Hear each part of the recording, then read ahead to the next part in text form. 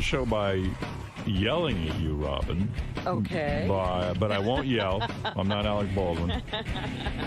Yesterday, first of all, I called into Bubba's show because it was his birthday. And Robin called in about 25 minutes into my interview to tell me that I was boring and horrible. What? And that I should get off.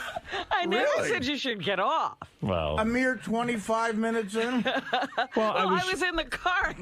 She said it was boring, and she was turning off. What? Bubba was asking me questions. We were talking about various topics, including whether Bubba's son should have piano lessons, because Bubba was worried whether or not it was faggy. And I said, it is so important to offer that to a kid, music lessons. And I talked to him about that. I talked to him about some career stuff. And there was never a joke cracked. He called in and said, happy birthday. I wasn't looking to crack a joke. And then went into how horrible broadcasting was in his early career and how he had no life. That's not what I said. Yes, you did. I said I had no life. I said I had a neurotic compulsion. In fact, I've dealt with this in therapy. I said, I think it's strange now that I look back on it. When I got my first job in Detroit, they put me in a hotel. Do it again. Well, you know what? People are interested Robin, in this. If you want to call in, Robin. Yeah, I want to know. I know you do. Believe me, Robin doesn't understand. She got a touch. Believe me, I heard Robin's interview. Well, that was interesting, and that's what I'm going to yell at you about in a minute. Yeah, but I will yell about that in a second. What did she say? I will yell about that in a second. But I was merely talking about, and I thought it was rather interesting, that I have this history of locking myself in a box, literally. I mean, what I would do when I first got a job, especially in Detroit, it wouldn't occur to me to go out and have fun or have a dinner or anything. I would go to work and then return to the hotel, sit in the hotel, and wait for the next show to start. In Detroit? Yes. Oh, my God. I mean, I never went to somebody's house. I never went to, I was invited to dinner. I would sit and wait for the next show. It shows you my whole life was consumed with this work.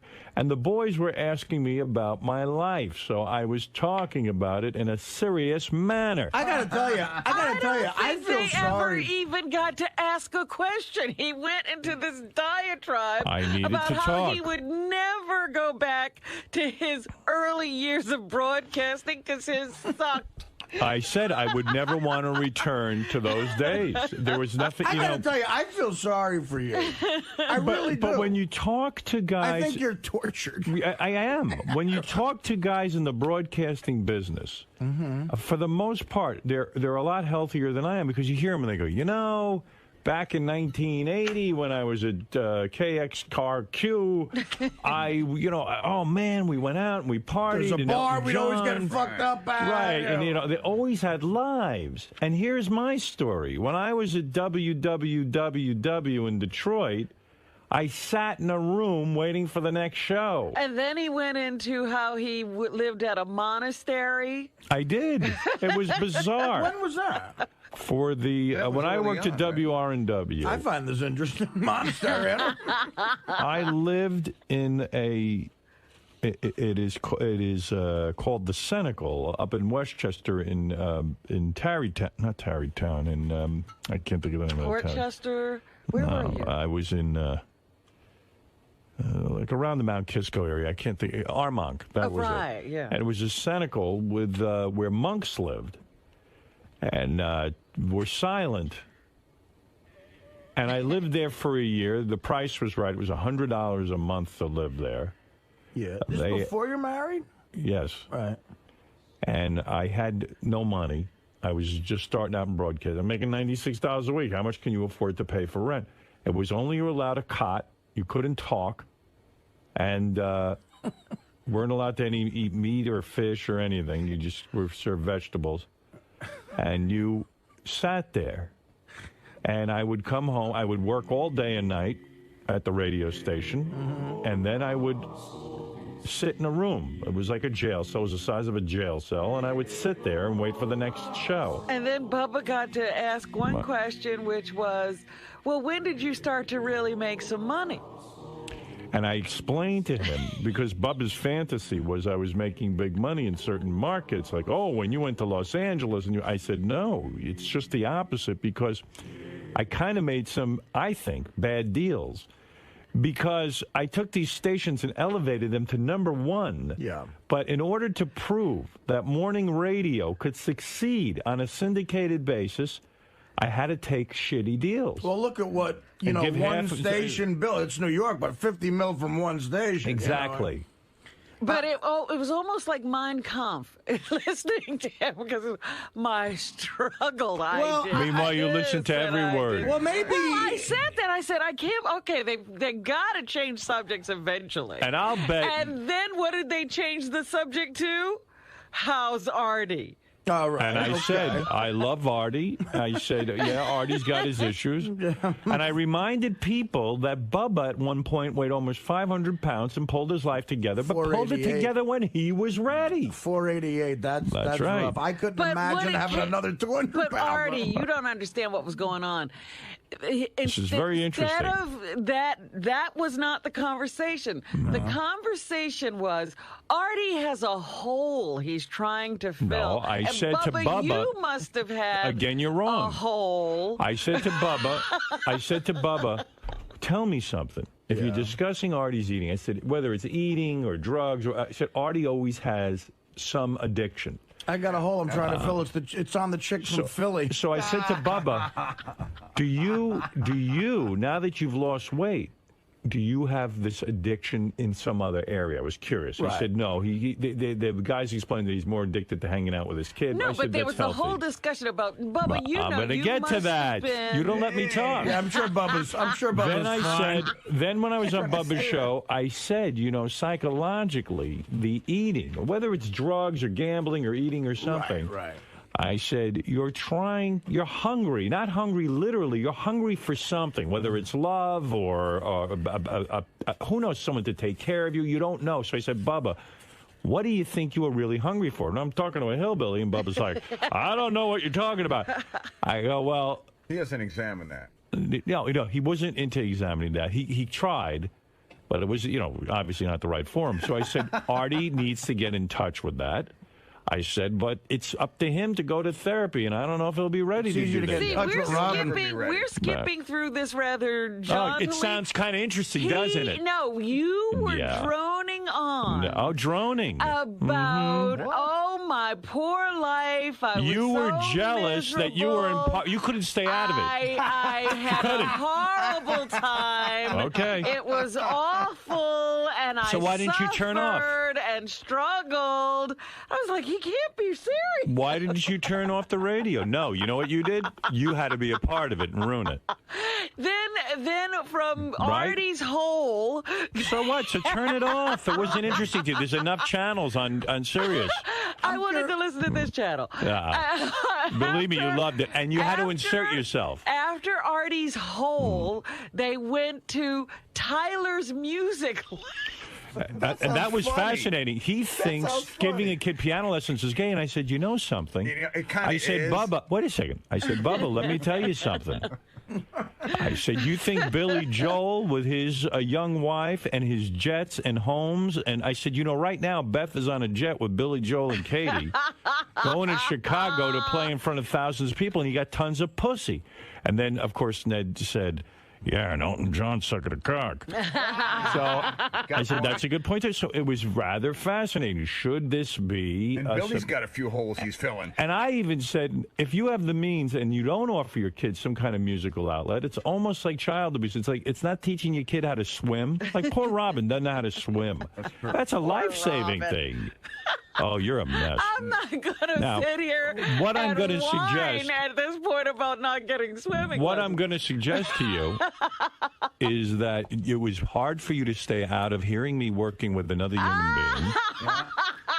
He was so analytical yesterday. I said he must have just come from therapy. I did because not. He was psychoanalyzing everything. No. In fact, my therapist wasn't around, so maybe that's why. But I thought I was very, very astute. Very interesting. Oh, just piercing.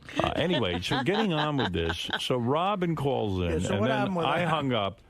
She gets on and drops a bombshell on Bubba's show. Now, you sat here for every day and never said a word about this. And you get on Bubba's show and you give him great radio.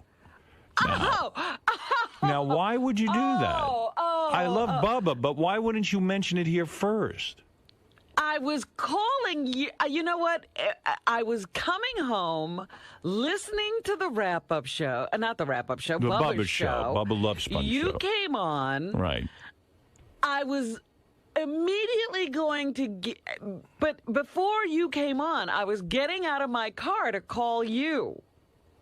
And then you came on Bubba's show. Right. And you were doing your thing, and I said, I got to call in. It wasn't to call in to give a bombshell. Yeah, but Robin... And I was only calling in to talk to you. Right. And then I was going to get off, but you bailed and left me on the Bubba show. Oh, believe me, I wanted to get off that show. Even I was boring myself. I just wanted to say happy birthday to Bubba. How long were you on? About 20 minutes. Mm-hmm. But I mean, like, as Robin says, it felt like 2 hours.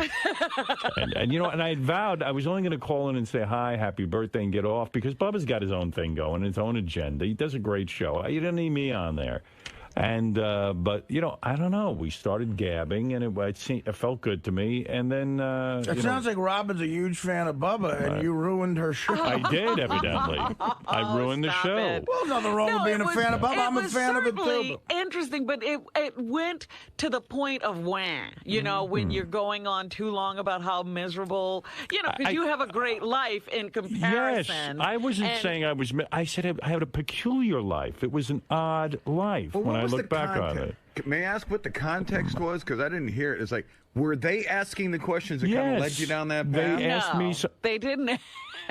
Because I mean, that's what it sounds like. You immediately launched into, "Hey, Bubba, are you one of those guys who says, I wish I could have, you know, the old days?" And then you went on. And I talked about how the old days were horrible. And what was his answer to that? He didn't get to. He didn't. Who cared? I was the guest. Sorry. I'm talking. I think you're the same. I feel bad for you because I think you're the same person you were back then with money and fame. I mean, but that wasn't the issue. That was not the issue. He was simply. I'm just talking about what happened on the show, and you know, he's a very successful, very happy man. All right, let's move on to you. I don't think he's happy. Excuse me. I'm very happy. I don't think he's kidding. All right, let's move on to you he's now. Way happier than he was. I'm not happy this morning with you. So Robin gets on, and in 2 seconds spills her guts. I didn't spill my guts. Have Artie guess what the bombshell. What do you think the bombshell is? She's marrying Martina 𝗦𝗵ici𝗄𝗿𝗱. That's a good one. That's it. Listen, I have no fucking idea. Take a guess. The bombshell. Well, is it something I could deduce logically through knowing Robin or hearing? Maybe, possibly, yeah. Sherlock Lange. Sherlock Lange. Come on, Sherlock Lange. Oh, God. You seem to be straight this morning. You had your subject text. You're awake. Come on, you should be able to do this. Yeah, I'll be awake for about another 10 minutes. You're all boring me. What is Robin's bombshell that she dropped on the Bubba the Love Sponge She's getting show? married. Wrong. Okay, that's my guess. I don't know. You know. I know? Try and deduce. Deduce. Who hasn't been around at the last couple of events? Oh, her and Mr. X broke up. Right. Okay. All right. Actually, I did wonder why he was in the Cafe Gray, but you never know. I mean, people do different things. And wow, how long? Okay, great. Okay, now I'm interested. Now, mind you, she now says that this has been going on a while, but she decides to spill her guts on the Bubba the Love Sponge show. Well, I have a bigger bombshell. Wait a minute. Oh, you Mr. X is dating Dana. Oh, that would be good. Now, that's good. The two of you could jump out a window together. I gotta tell you, I'm much like Robin was with me and Dana. I'm very sad because I love Mr. X. Yeah, he's a very nice guy. I said to myself, I wonder if this will be the same as, you know, losing Dana, because we all lost Dana. You're right. Yeah. No, well, he's so much fun at events. I think he's a funny fucking guy. Yeah. Listen, we might have lost Dana, but we gained that hot blonde you were with. Yeah.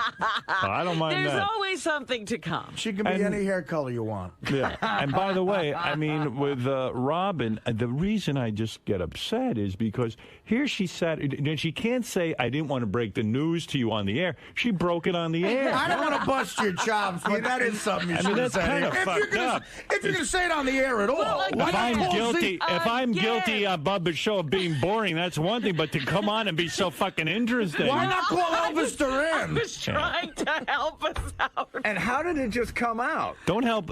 Listen. Well, now I have a million questions. Obviously, how long? Well, here's what happened on the Bubba show. Howard, like I said, I didn't mean to be a guest. I was just calling to break up the pity party and get some revelry going on. She couldn't stand to be out of a radio show that I was a part of. Racing isn't enough. Yeah. So then he bailed immediately. I was like, what is he doing? He was supposed to stay. I was supposed to go. Yeah, no, I was getting you gave me it was almost like I said, like, it was a team. tag team. I said, thank God. Okay, that goodbye. would have been funny if you did reveal it to Howard, but on the Bubba show. That would have been interesting.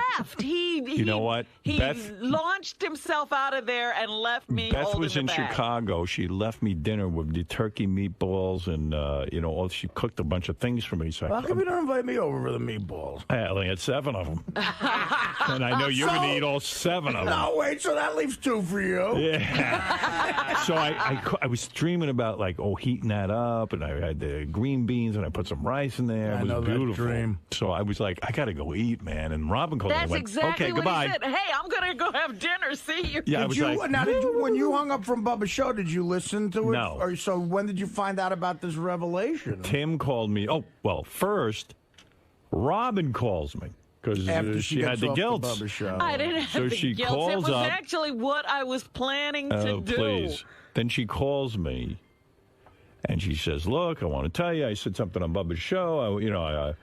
First she told me I was boring. Then I did not. I know. And then... She waited till here to tell you that. Right. So, getting back to this, Robin calls me after the Bubba show. About really? She calls me up, and believe me, I was watching The Sopranos, eating my turkey meatballs. Oh, you're kidding. I interrupted The Sopranos. You didn't hear me eating while I was talking to you? I did hear you eating, but I didn't know you were watching The Sopranos. And I heard it was Robin on the phone. Robin's the only person I didn't interrupt that for because I was like, oh, shit. The food is piping hot. Meatballs and The Soprano, the turkey thing's a bit of a minus, but... Okay, but I don't eat meatballs red and The Sopranos is rough. That's a good. With a big nice sauce and a whole thing. That's a nice setup. And who's on the phone? Robin Quivers. And, because we got one of those screens. I know it. Yeah. So I go. I'm sitting and debating. I go, I want to hear what Robin's got to say because she told me I'm fucking boring on Bubba's show. Man. I said, but your phone just said, "Okay, I'll try to find him." I'm 10 minutes into The Sopranos. He's eating meatballs watching The Sopranos. I mean, I was in fucking heaven, and I'd been, I was like practically jerking off to that all day. You should have that woman trained to go. Would you like to leave a message? Fuck off, meatballs, Sopranos. Do the math. Or would you want me to find her? Yeah. And by the way, I thought Mr. X was out of the picture because you told everyone. I had heard that Mr. X's mom might be sick or something like that. I heard that. She is, it wasn't the biggest lie in the world. Right. Well, wait a minute. When did you break up? Just give me that before you move on, real quick. We got a whole show to go through. When did you break up, real quick? And then you can move on with the Lange. I'm just curious. Well, it's been an in progress kind of a thing. The whole time one of the things I said to Howard was when you and Dana were going through it, I was just sort of sitting over here listening and saying, wow, I'm basically in the same spot, but I'm not saying anything. Oh, okay. Yeah. Wow. She basically said when you were on the air whining about Dana, Robin was kind of like, why doesn't he suck it up and be a man? And she was sitting there whining. And I go, but he was emoting on the air. That's interesting. And you emoted on Bubba's show. Oh, Oh, here now, we Yeah, I let me mean, say no something. one's more.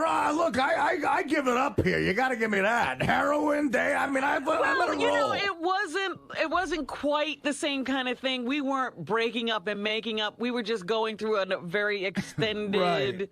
you know. Well, what made it extended though? Like, is it?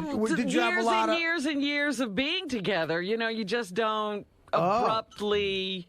See, some people can do that. I agree with you. I don't know how you could just say, look, now I'm never seeing this person again, because that's what some people are capable of doing. Oh, I've I'm done not. that. I know. Yeah, but it depends on the kind of breakup it is, too. Yeah. I mean, if it's, you know, you just got to get rid of that person, that's one thing. It wasn't like that at all. Well, obviously, my next question is, was there one particular thing that did it? Why? I mean, but I don't know what... I mean, you go ahead. It's your show. Go. No, no, we're on the Artie Lange show now. No, I mean, obviously you it's say late that. night at Fox, and it's Artie Lange. I'm very curious about a bunch of things. You're friends of mine. And Why don't you two hook up, Robin and Artie? I think Artie. that's a power couple right there. You two lovebirds. Both looking for romance. Come on. You're on the market. It just happened. Robin, are you on the market, or are you just still like grieving over the relationship?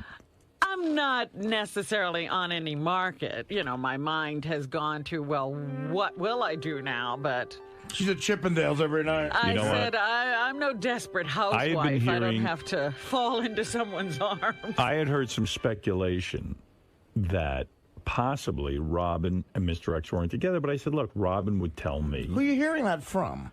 People were saying, gee, Mr. X hasn't been around. Oh, okay. Various people around the station. Right. No, they're all yentas. So that's for goddamn sure. You know, they never talk to me, these yentas. Right. Me They neither. talk to me.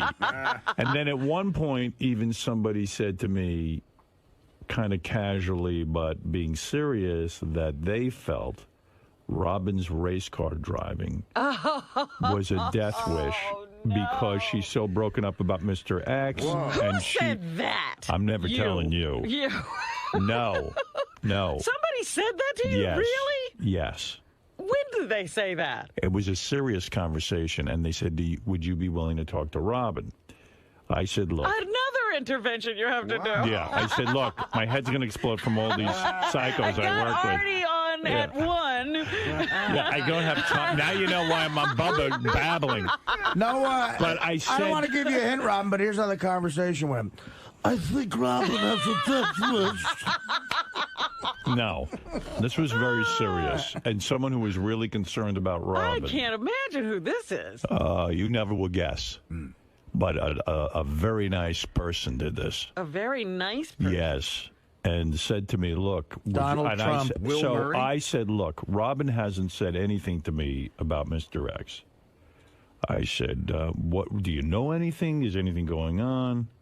So, you know, it was very vague. Mm-hmm. So I was been planning, how am I going to say to Robin, what's going on here with this race car driving? So here, when she called up and made the revelation on Bubba's show, here we go. it was my opportunity. So I got a hold of her last night, and I said to her, look, what is going on? You know, she makes it seem like she's not that all upset about the whole Mr. X thing. Well, I did think the race car driving conversations was out of left field. I had to tie it in because I had made a vow to this person that I would do it. Oh, that's hysterical. Because if anything happened to you and I didn't say anything, well, then I feel like a shit. I wouldn't forgive myself. But was there one particular thing that did it? Was somebody cheating? Was No. It was just like, look, it's time to We've stop. just gone in different directions. You know, we don't have the same kind of goals in life anymore. Right. And so we were just apart. You So know, it means we were they just can't going stand in each different other. directions. When you say you had different goals, what goal do you have, and what goal did he have? Well, the way we live our lives is completely different. I'm very active and outgoing, and he's, you know, quiet and introverted, and it just wasn't working. It's like I'll every go out broad with in a him. guy. I'll go out with him. Every girl is He outgoing. doesn't want to go out. He's my guy. You're crazy to You give that should up. hook up then. Where is he right now? Be like, Hello, Howard. You know the greatest part? Here's when a guy's at his most dishonest trying to get in a broad's pants. When you're wooing a girl you're insanely attracted to, and she starts bitching about her ex-boyfriend, going, he never wanted to do anything. I love going out and dancing. And I love that, too. That guy sounds like such a bore, you know. Yeah, Beth's wondering how come I spend 8 hours a day playing chess. Yeah.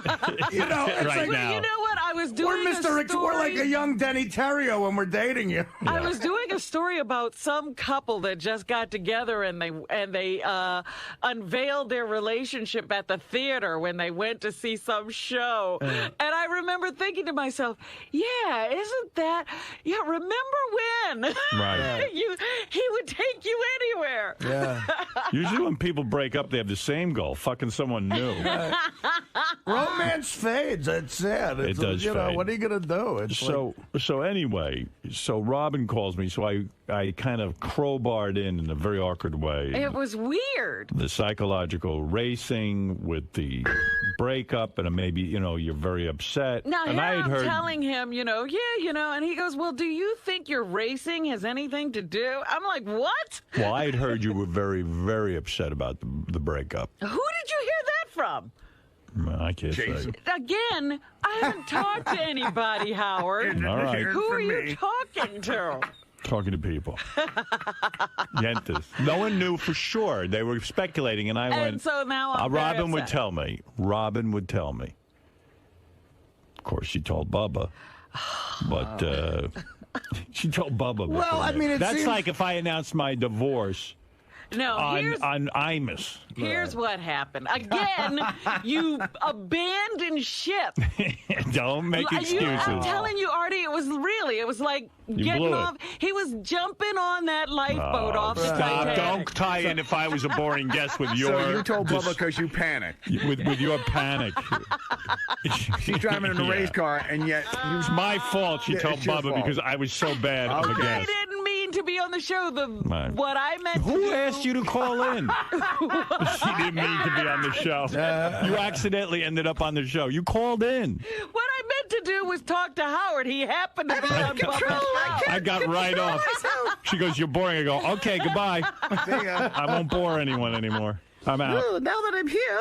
So then Bubba turns to me and we start talking, and all of a sudden he starts a conversation about me and Mr. X in bed. Right. And I was like, you know what? I am tired of lying. About Mr. X. Yeah, and it would have been great if you said that on the air. It would have shocked us all. What? It would have shocked us. I was planning to, but you, again, bailed out of the situation. No, you didn't do it on our show. No, I didn't want to do it on Bubba's show. I was going to talk to you, and then we would have done this. But it's my fault. I just called in to give you a little boost, and you left. So it's that's crazy talk. King of all blacks, you're on the air. Robin. Yeah, king of all blacks, king of all blacks, king of all blacks. I knew this for the longest time, and I just kept it inside. Oh, so you're the one who told Howard that I was racing. I talked to him about How'd you know, genius? I don't think it had anything to do with racing. This guy always was jealous of you. Always.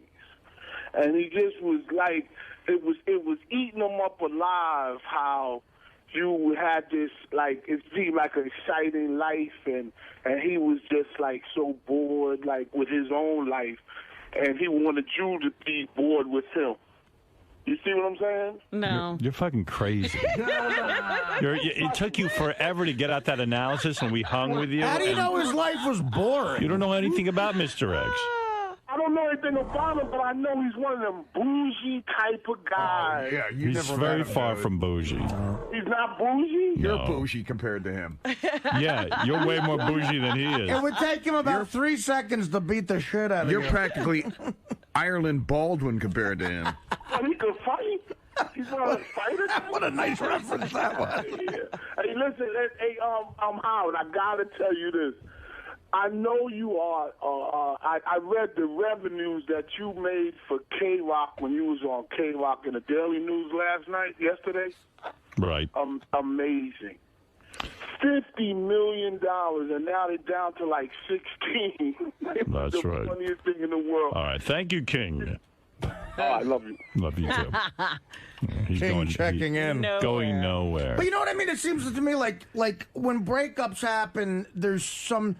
Like, my thing was fucking 3 months on the air of like, okay. No, this was we broke up. going Why? on. In the beginning, it was nothing. Then the heroin came up, and then I learned from Robin that this went on for a while. It's just some juiciness we're not hearing. No. Or is No. it's like a non. Like It was kind of like, well, you know, she wanted to do stuff, he didn't, and you know, and they were just realizing they were two different people, but they still care for each other, concern for each other. But so you haven't been intimate in a long time, Robin. No.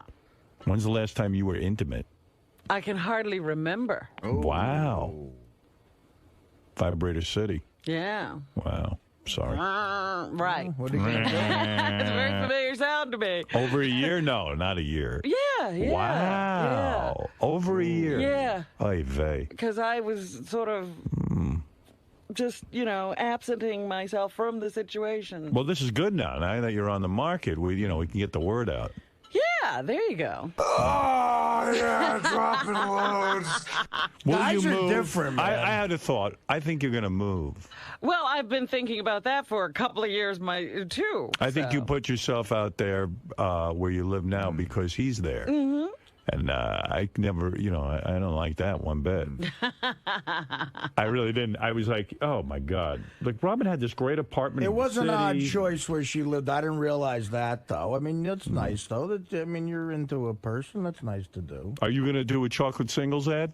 No, there's no chocolate singles anymore. Oh, there isn't? They folded after you stopped writing your ads? I stopped making ads. Wow. Why don't we all do our own ethnic J date for, you do a joke, I'll do a Dago date. Dago date? That's what they call it. DagoDating.com? So you mean when we had that party at your house, there was no intimacy going Not on? really. I Gee, mean, I did thought you there see was. us in the same place at any time? Well, sometimes when you have a party, everyone's socializing, and they try to make people comfortable. Yes, I did, as a matter of fact. We all walked through the house together. Right, we did, yeah. Yeah. That was the only time, though. I think I saw him that evening. Men are Right. different.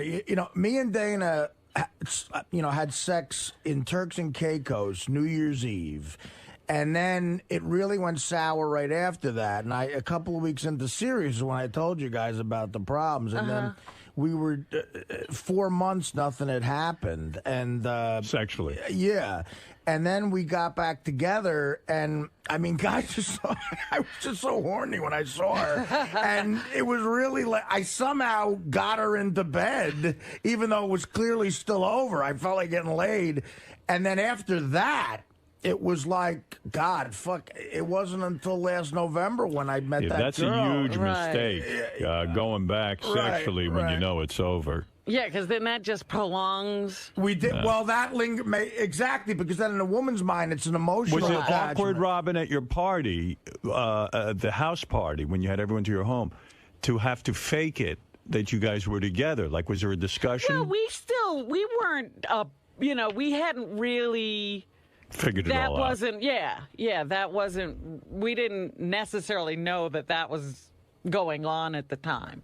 Mm-hmm. We knew we had problems, but it wasn't like we were saying, oh, it's over, but we're going to stay together for this party or anything like that. You're talking about your house down the shore party? God, that's funny because that's when I really was bitching to you guys at the table about my situation. And you were going through I remember really, because I wasn't. Yeah, you were downright suicidal. I didn't take Dana to that party, That's right, and it was odd, and I was like, I remember particularly cornering Howard and Beth.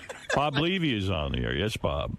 Wow, this is great news, man. I like to be the first one to throw my hat in the ring to try to bang Robin now. What about dating Bob Levy, Robin? Is that ever going to happen? You know what? Again, give me some time. It will take a little while before Bob Levy and I'm Robin ready Quivers. For Bob. Do you mind I tell you, those lines of coke would look great on your black ass. Oh. Wow. I love the contrast. Great. Yes, and I'll go racing with you. We'll be doing coke. We'll be up all weekend. Come on, Robin. Give it a He'll take you right down that path. The only thing whiter than the coke Bob gets is his hair.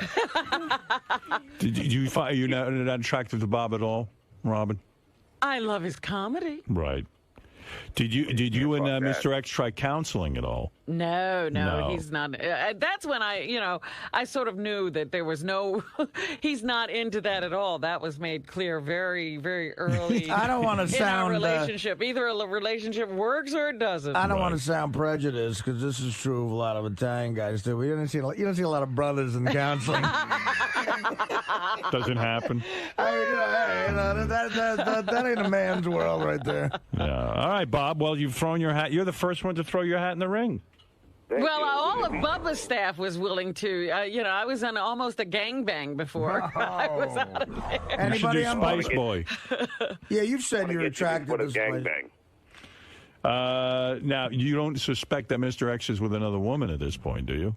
It really wouldn't bother me if he was. Oh, come on. It wouldn't. I don't. I'll be honest, a little I'm bit. being honest, Artie. You don't know how long this has been going on. I mean, I really think we could just be friends at this point, and I wouldn't mind hearing... Would you set him up on a date? Sure. You would? Yeah. You got anybody you want to torture?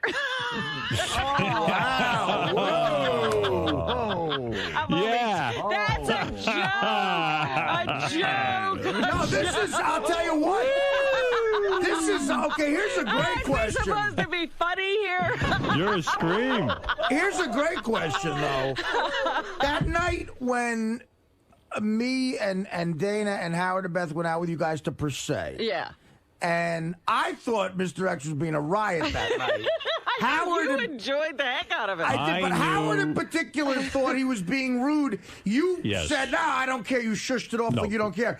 Did stuff like that bug you? Was that one of the things that really bugged you? Well, I put up with it for a long while because there were other wonderful things about the relationship. But, after those wonderful things start to go away and that's still there, it begins to be obnoxious. I like Mr. X very much. I do. He's a very, very nice guy and funny guy, and I always enjoy being with him. But when Robin took me to this dinner at a very expensive place, and you were there. I was there. Unbelievable. Okay. And we're sitting and eating this unbelievably beautiful meal. And he was complaining the whole time in Robin's ear as she's eating. Well, not in her ear. I don't want to be here. To the whole he would have a megaphone. Why did you make me come to this? Oh, my God. The portions are too small. I'm having a bad time. And I went, wow. And afterwards I said, gee, I know it was done in a joking way, but poor Robin spent a fortune on this thing, and she was just trying to enjoy the evening. So it's like... Yeah, it's not like you have to eat this way every night. Like, to me, the worst thing you could do to me is take me to, like, a Broadway show or to the ballet or something like that. But if I went, I'd sit there and I just, take it, if I was doing it for somebody. You put on a brave face. Right. So I said, gee, I don't know how Robin is... she's tuning it out, but I could tell... It must be something irking her. But that was, that's like sort of tantamount to how different we are. I love doing that. No, here's the difference. The difference is, even if you didn't love doing it, you would put your heart into it for the other person if you cared about them. In other words, but and I wouldn't torture somebody to, in what they love. That's true. That's right. But also... there was something we did not too long ago, and we all had a wonderful time. No. We all didn't do anal. Good for you. I'm talking about when we went to Tampa. Yes, that was for great. Bubba's wedding. We had the greatest time. Yes, we did. And it was really the last, social event that Mr. X and I attended together. We took Tom and Penelope out to dinner. Yes. And I'm telling them all about that weekend and what a great time we had and how wonderful it was and how much fun it was to hang out with everybody and do whatever we did down there. And I said, yeah. He said, you really enjoyed it? I said, yeah, I had a great time. It was great. And he said, would I have enjoyed it? I said, not a second. Right. And I was like, yeah, that's it. We don't want to do the same things at all. What does he do? What fun does he have? Anymore. He's a guy. What does he do all day? It's like, He likes the Mets. He goes to baseball games. He watches baseball. He loves to talk baseball. He likes basketball. He's a guy. He plays chess occasionally. You know, he loves jazz. So, you know, he's always sitting with a pair of headphones on and smoking his pipe. That's his thing. Yeah. Boy, he sounds like a real dick, Robin. Yeah. Sounds like my kind of guy. What's his number? That's what I said. The guy's a great guy. I mean, take away the Mets, everything's perfect. He's a guy's guy. Yeah. But, I could do all of those things. You forget about the other hilarious thing Mr. X did. This is years ago now at a dinner. Remember, we were at some dinner, again, a Robin event. I believe it was one of your birthday parties at Union Pacific. Right. At Rocco DeSpirito place where Mr. X poured the water on Stuttering John. That was great. John's farting at the table. I still Mr. X got up and poured water all over John, and I said, what happened? Good for him. Because he's farting on the table. I'm sitting right next to the guy. He did have funny lines because he said, I thought he was on fire. Yeah, well, and then somebody, everybody was with their new cameras. They had just come out where you could instantly see that digital thing, that clear thing. So Howard, it was when you had that camera. Remember you fucking went on that thing, you were taking everybody's picture. Right. Howard takes one of Mr. X, and remember, you didn't realize what happened through the screen. Mr. X put a knife right up to her. Right. That's right up to Robin's throat, and he did it so clandestine. Yes, you wouldn't know unless you looked at the picture. You want to know Robin's something? got a I got to big tell you. smile on her face, and he's like this with the knife. It was funny. And we were laughing like crazy. It was funny when I looked at the pictures because I didn't notice. Oh, you were laughing your ass off. But I did say to Beth, I said, you know what? I don't know about this relationship.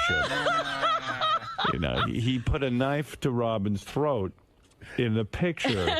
It can't be going well. Maybe I knew back then. Who knows? I mean, I guess we were. Who knows? Beginning of the end. Jared, you're on the air in Manchester, New Hampshire. That was funny, though. Howard, I think we're getting away from the issue here. She was dropping that news on the Bubba show. What is going on with that? Look, I love Bubba. Obviously, Bubba works on my channels, and it's all one big happy family. But it would have been the right thing to do. I agree. To do it here. Well, what's next? Well, I knew there would be there wouldn't be this kind of discussion on the Bubba show. You know what sucks? This guy had a joke that he worked on for 30 minutes, and you stepped all over it. I just stepped on it. What was it, What was the line? I said, what's next? She's going to say she's a lesbian on the Pharrell show? That's even funny the second time around. Good for you. Out of respect for the joke, I had to let you do it again. Who's going to hit 300 first? You or Tom Glavine? That's a great joke. I gotta say, good sports reference. But fuck off and die. I got a feeling Gary would like that one. I got a feeling I might hit 755 before Bonds. Jim, what is it? Howard, hey now. First of all, Robin, you and George Lucas have anything going? No. Are you dating George Lucas? She was defending him vividly. Vividly? Vividly. Yeah. He's like Bubba now. Vehemently. I'm sorry, vehemently. Uh-oh, the calls are coming in. What? Everyone wants to date Robin. Hi, sir. Hello, Howard. All right. I found out about you, Bubba. I heard you're single. Yes, Gary, I am. Can I come and date you, baby? Hey, you remember when you and Robin had phone sex? Yeah. You guys were a pretty hot couple. Yep. See, I needed you then, Eric. I mean, Gary. Whatever. You needed me then, huh? You want to go out with her, huh? Yeah, we go out with her. Get me back there. Yeah, we got to get him in here for your date. Yes. Have you ever dated a retarded man? No, I have not. You have not? No. Are retarded guys good in bed, Gary? Huh? Are you retarded guys good in bed? Yep, they're good in bed. Do they come into their underpants or do they? No. When you pleasure yourself, how do you do it? I don't do like Jeff the whatever his name is. What do you do? I rub my knee into the pillow. I do not. Do you mind going out to restaurants? Will you go to the theater with Will you me? go to the theater with Robin? No. Will you give up a Met game here? What is it? You won't go to I the. like the Mets. You won't go to the theater with Robin? Yeah, I'm going to the theater. Oh, you will. All right. So you're not going to sit in the house. No. No, you're going to go out and do things with her. Do things with her. Will you take me dancing? Yeah. Because Mr. X, she says, while he was a great guy, he wasn't taking her to enough things. Yeah, I heard about it. Someone called me, but I can't say who it was. How would you? I got to play. You know what I'm going to do? I'm going into these commercials. I'm going to play you and Gary having phone sex. Great moment. Wow, Gary, you're all excited. Gary, will you take Robin out and eat your own shit at the table? No. Hey, retard! Hey, old man, I got your movie. Thank you. Oh, thank you. It's big with the retarded community, actually. I got your movie, so thank you for sending it to me. Oh, you're welcome, Gary. Especially that baseball thing. That was funny as hell. Where is? What was the movie about? Tell us. Something about baseball. I sent them Field of Dreams. Where's Robin and Gary having phone sex, Gary? Fafa. What? Fafa. Bubba. Fafa fooey. No, we're getting it. Hold on. Yes. Fafa. Fafa. Bubba. Baba Fafa. Gary, Bubba you fucking shut up. Gary, preview page 1. Hey, he's my boyfriend. Don't yell at him. Yeah, right. Don't be hard at my gooping, you weirdo. What? What is wrong with you? Hello. Gary, Yes. it's Richard. Hey, Richard, what's up? Guess where I'm at? Where you at? I'm at Robin's house. What are you doing over there? She's having a barbecue. A barbecue. Yeah. She actually wanted to talk to you. Do you want to talk to her real quick? Let me talk to her. Okay, here's Robin, Gary. Okay. Hello? Hey, Robin. Hey there. Hey, what's up? This is Robin Quivers. I know it's Robin Clippers. How are you doing? Oh, pretty good, I guess. So what you been up to? I hope you don't mind, but I've been telling everyone you're my sister. What? Your sister? Yes. Do you have a boyfriend? No. No. I just want you to know that I love you. Love you too. What are you Yeah, right there. Gary, What? I'm on the other line. You're not going to believe this. Robin just pulled her pants down, and she's playing with herself. Yeah, I know I heard. Do you think we might be going a little too far? Hey, we can go far as we want. How romantic. Are you having fun, baby? Yes. Oh. Baby. Love your titties. Ooh. Play with your tits. Play with the big boobies. Oh, yeah, right Play with the there. big boobies, baby. Squeeze the milk out. Taste the milk. Oh, yeah, I can do that. Do it. Squeeze the milk out. Play with your vagina. Play with your vagina. Yeah, right Play with there. it. Play with that vagina, baby. Play with it. Hey, Robin, I want you. I want to see you twice a week. Let me warn you, I'm very good at what I do, and I'm very expensive. My fee is $70 a session. Okay, I want you. Oh, yeah, I can do that. Yeah, we can do that. No problem. It's time for me to go. Yeah, I gotta go. Okay, bye. So, take care. care of yourself, Robin. Bye. Bye. Try to keep in touch with me. Okay, bye. Bye. Love you, sweetheart. I love you. Bye. Bye. Yeah. Bye. Bye. Bye. I think he might be better on phone sex than I am. He's great. Great, Eddie. He takes right over. You're quite a lover boy. Yeah, you hung up on me, Howard. Of course I hung up on you. I'm done with you. I didn't know. All right. I'll talk to you later. Okay, get me back out there again. Gary? Hi. Gary. What? This is Robin. Hi, Robin. I just want to tell you, when you had that phone sex with me, Right? I loved it. Did what? I love you. Love you too. What are you naked? I can't wait. I can't wait to come back to see Robin in New York. I want you to lick me. When you come to New York, will you lick me? No, I licked Robin. No, let me, Robin. Yeah. Lick me. All right. Hey, Gar. That's getting weird. I hung up on him. Gar? Oh. Sorry. I wanted to keep tormenting him. All right. Yes, Could I ask you briefly about today's events? Today's events? What would those be? Well, your big announcement that you're It wasn't now... an announcement. Oh, well, your acknowledgement to Howard. Just talking to some friends, and you happen to overhear. Why did you hold out for so long to tell Howard? Because I felt it was, a rather private thing. It wasn't like a big cataclysmic breakup. We didn't have an on-again, off-again thing like, Artie was going through. Because I think that's what went on with Artie. They'd break up. They were having lots of fights. There was a lot of stuff going on to report on. Ours was just dying very quietly. And, for a while, you're not even sure.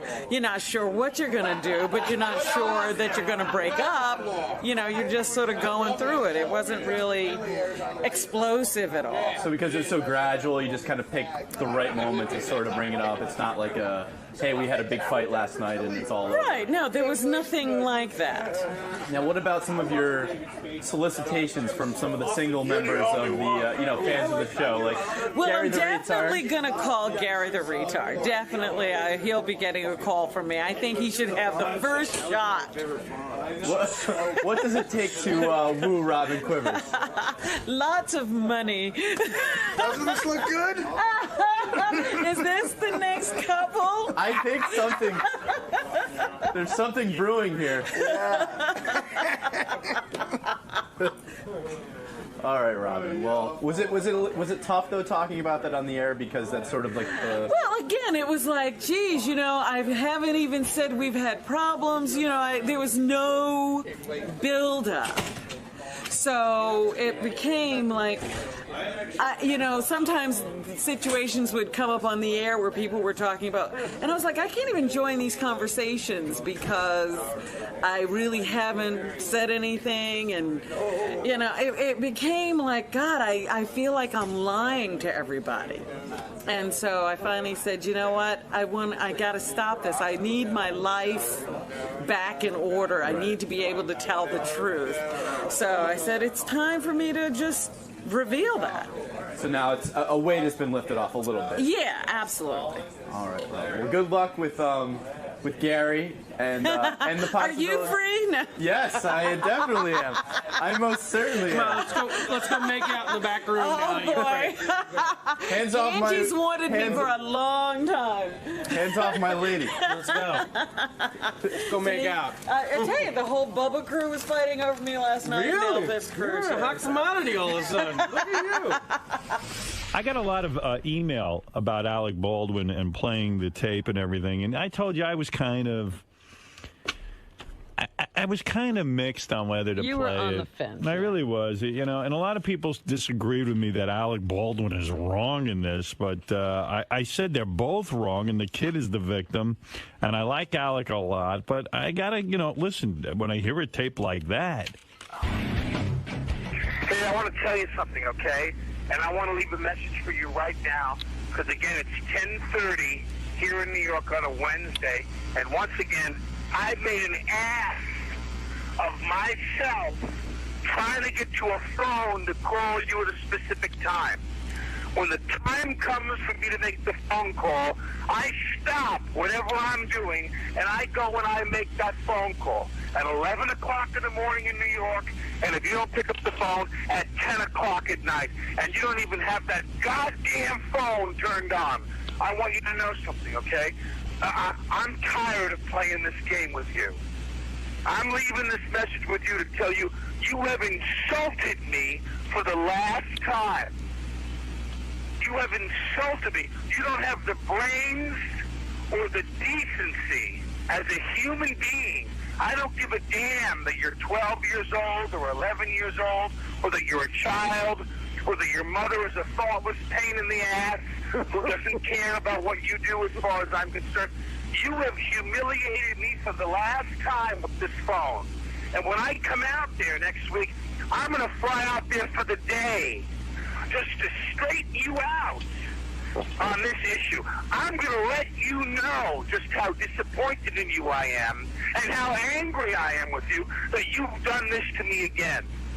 You've made me feel like shit, and you've made me feel like a fool over and over and over again. And this crap you pull on me with this goddamn phone situation that you would never dream of doing to your mother, and you do it to me constantly and over again. I am going to get on a plane, and I'm going to come out there for the day, and I'm going to straighten your ass out when I see you. Do you understand me? I'm going to really make sure you get it. Then I'm going to get on a plane, I'm going to turn around, and I'm going to come home. So you better be ready Friday, the 20th, to meet with me. So I'm going to let you know just how I feel about what a rude little pig you really are. You are a rude, thoughtless little pig, okay? To replay this message. I say, Brian, you're on the air, and I don't hear anything. Yes. Yes. Hello. Hello. Hello. Hey, I'm glad you picked up because I can do this total Alec Baldwin thing. By memory? Yeah, by memory. I memorized the whole thing. Hey, Artie, if I gave you the entire Alec Baldwin... Artie's got this incredible memory. That's what makes him, like, such a good actor, too, because he can just memorize lines. If I give you the whole Alec Baldwin speech, how long would it take for you to... I don't know. I have no idea. You could probably do it in a minute, right? I don't know if that fast I could probably memorize it. Sure. I don't know. I'm better than Artie. Can you take, like, a commercial break and know it? Possibly. I'm like Artie does with The Godfather. I can do it, but I mean, I'm pitch perfect. I sound exactly like it. Here's Alec Baldwin. Well, you could also do a good impression of it too. You're saying? Yeah, let's hear it. Yeah, absolutely. No, let's hear it. Go ahead. Spot on. Okay. Dry oatmeal. Hold on. Okay. You got that memorized. Hey, I want to tell you something, okay? And I want to leave a message. Wow, you're good. Get off my phone.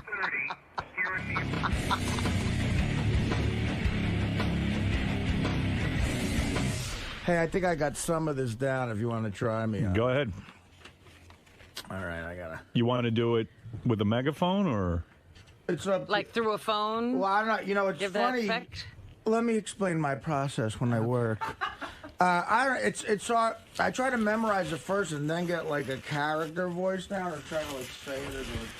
Ladies and gentlemen, here's Artie Lange doing his interpretation of the Alec Baldwin phone call. So there are several steps to the process. Yeah, and let me remind you that he is not using a sheet of paper in front of him. This is, It takes several steps to get dirty work in The Bachelor. I see. All right.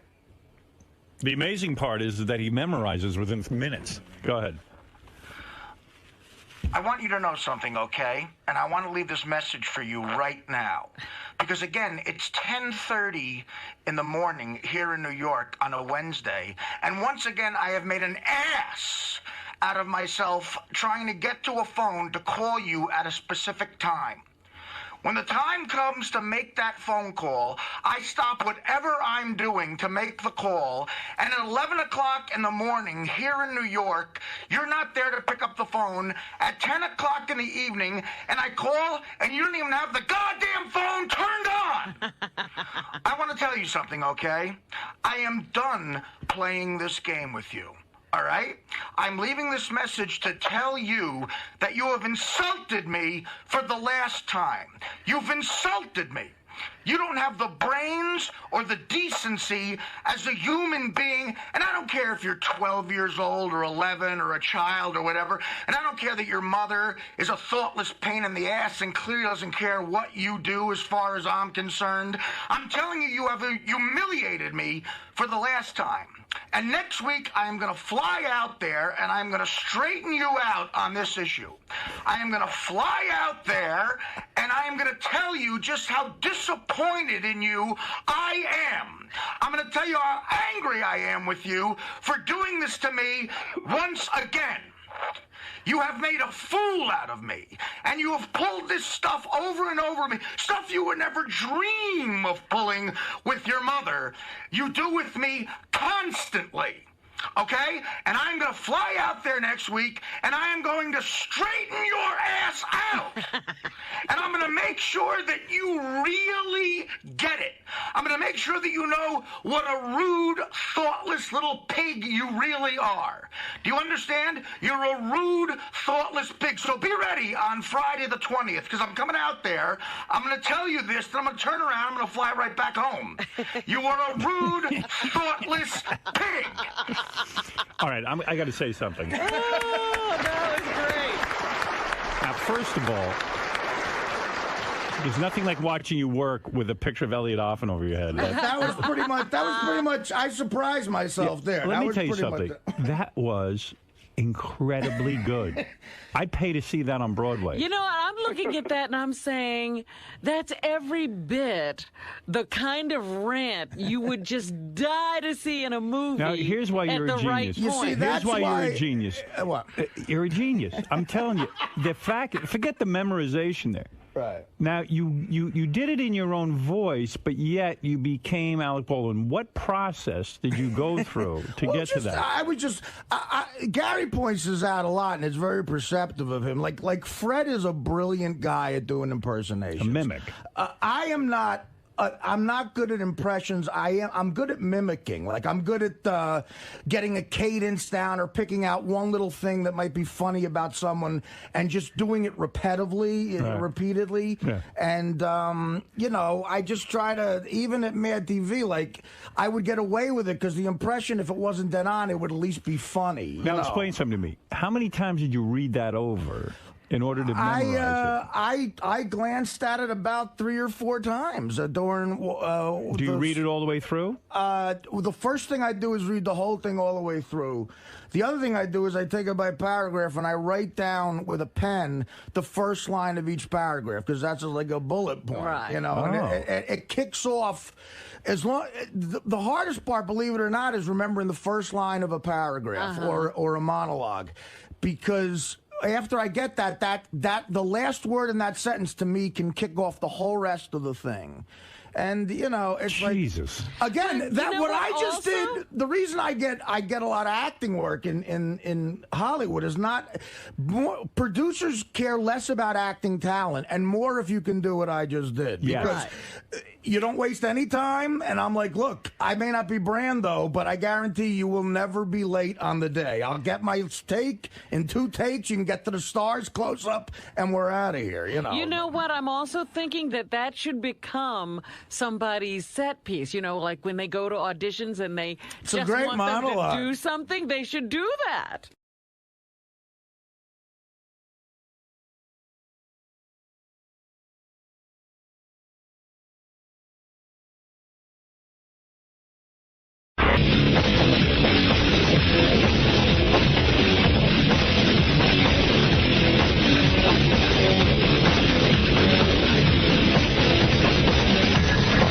Hey now! Oh boy.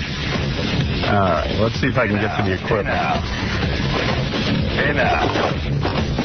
Okay, now I can see what's going on. Hey, everybody, what's happening? Hey, now. Big show for you today. We had our big 2000th show yesterday, 2000th E show. That's our television show. Would somebody compute how many radio shows we've done? Oh, forget about it. Forget about that. Okay, but today we have to get the anal ring toss. We missed out on it yesterday. That was supposed to be a part of the 2000 celebration. John Bon Jovi stopping by to congratulate us on our 2001st show. Finally, the stars are arriving. Yeah, they're arriving a day late. Now, big stars coming in today. Valerie, who slept with Gilbert Gottfried and Stuttering John. Oh, everybody wants to talk to her. In fact, I think she should be a part of your ABC special. Yeah. There's a lot of shrinks who'd like to talk to her. Yeah, that ABC special's tough because, you know, like they present people for me to interview for my first special, and I always go, oh, not that interesting. Really? You know? Yeah, because, you know, a special... You don't want to give us the names, do you? Nah. They don't want to. They don't need to know they're not that special. Yeah, and they're big stars, the biggest stars in the world, but yeah, that's what I'm saying. They don't need to know that. Yeah, I mean, but they're not that interesting. You know, I mean, it's like, yeah, they're big stars, but you know they're going to be a crap interview. I mean, you know, we've had some of the biggest stars here. They've been crap interviews. Warren Beatty among them. Oh, Warren Beatty's the worst. Stiff. Stiff as a board. Tom Cruise would not be interesting. No. He would just laugh. See, Tom Cruise, I think I could do something with, but I'll tell you. I've seen him. He does this. He gets that look on his face, and he doesn't answer, and he hardly moves his lips. I'd smack the look off that face. You know I would. I wouldn't put up with that. You'd have to drag then you'd be fighting. We'd see a wrestling match. Yeah, we'd go into a wrestling match. Speaking of wrestling matches, Real Sports, that show on, I don't know what channel. HBO, yeah. Sports, yeah. They did a piece on a wrestler who had no legs and no arms, and the guy's awesome. How could he win? No legs, no arms. They're saying it's unfair. He's advantaged because there's nothing to grab onto. Can you imagine? He, like, take somebody down? I mean, what is... Yeah, they got videotape of it. He's awesome. Amazing. Not only that, he has better handwriting than you and me put together. I mean, the guy has, like, stumps that he can write with and type with, and he is awesome, this kid. Type? Yeah, he's awesome. He types 50 words a minute. He can type faster than you. That is awful that you're born that way and someone's telling you you're being unfair. Yeah. Can you imagine the guy said no arms or legs, and he said, well, it's really unfair. Yeah, well, I'm being unfair. The kid played football, too, for a while, and they used to say... Oh, come on. Now you're pulling my leg. No, you should really see the piece. It's awesome. And the thing was, he was a linesman, so they said he was like a cockroach, because all of a sudden, like, some guy would be at your feet, and you wouldn't even notice him, and he'd take you down. on your ankle. I mean, the poor guy is so disadvantaged, and yet he has this incredible spirit. If I raced the kid, I bet he'd beat me. Now, see, there's a special person. Yeah. You know what? Good for him. Oh. I was happy for the guy. But that's what I'm saying. He would be interesting to talk to. How did he get so well-adjusted? If it was me, I wouldn't be. I'm not well-adjusted, and I got both legs. Oh, look at you whine like you're a Biafran. Yeah, I do. About anything. His cab doesn't show up on time. Yeah, everything's an inconvenience. Everything's not just an inconvenience. It's a tragedy when it happens to you. Yeah, it's true. I can't deny it. But we look at him and say he's got incredible spirit. It's sort of how, like, Brad Pitt looks at someone like me. He goes, look at this guy. Look at that guy. And he's still walking around. And you know, that's what it was like. I said, you know what? I'm looking at this guy. He's got no arms and legs. And I'm going, what an incredible spirit. What a lucky guy. Meanwhile, Brad Pitt looks at me and goes, man, you know, look at that face. Imagine going through life like that. Look at that gangly body and the hunched appearance. God, I don't know how you do it. I don't understand how you get through life. Oh, you're my inspiration. You know, you have such a positive spirit for someone with so many disadvantages. I'm inspired. I don't think Brad Pitt thinks anything through that closely. Well, you know, the only good thing about that is Brad Pitt will one day be old and he'll know. Exactly. Those things don't last forever. We can only hope he gets old. I'd love to see him. Yeah, like in 30 years, he's going to be miserable. Yeah. As opposed to me, who's been miserable his whole life. Is it worse to have once had that and lose it, or never to have had it at all? No. I wouldn't know. I think I'd like to have had it, Rob. And lost it. Yeah. I think so, yeah. That's Robert Redford. Life was easy for him. You know? Man, that guy, yeah. When you look like that, you get offered a lot of acting parts. I told you about the one of the most amazing stories I ever heard was the Paul Newman story, where he went to a agent's office with a friend who was looking for an agent. He's sitting in the waiting room. The friend comes out with no agent. Paul's not even in the waiting room anymore. He's signed up. Mm-hmm. Because he's Paul Newman. He looks good like looking. It's all about good looks. I remember up until the age of 2, I had that going for me. I know what it's like to lose that. You were cute. I was a cute kid. You remember? Yeah. Oh, yeah. The world was my oyster, and then things went horribly wrong. I was kind of a cute kid, too. Yeah. The other thing with Paul Newman was he went to audition for he just went to read with a girl who was auditioning for some acting school. She didn't get in. He got in. I mean, it was just amazing, that story. Bastard. I was going to go to the phones. Should see what's going on these computers. John gets in the middle of me trying to... I'm sorry. In the middle of me trying to look at who's on the phones, pop-up menus come up. I don't know what goes on. But it's got to be fixed. How many days are you going to say that that's bothering you before he stops doing it? I don't know that it's him doing it. He says that somehow our computers are set up that there's an internet open pipe, and every minute pop-up menus come through. Oh. We need a designated computer that isn't online. We got to take your computer off the internet. Jeff came here yesterday and quote-unquote fixed it.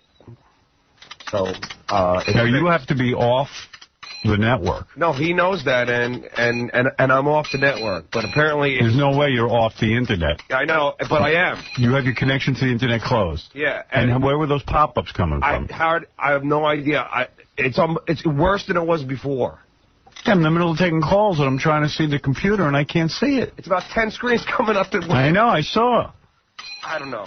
You can't fix it? He came here and fixed it. Allegedly. Allegedly. Well, it's not a courtroom. It's okay. Yeah, there's no trial going on.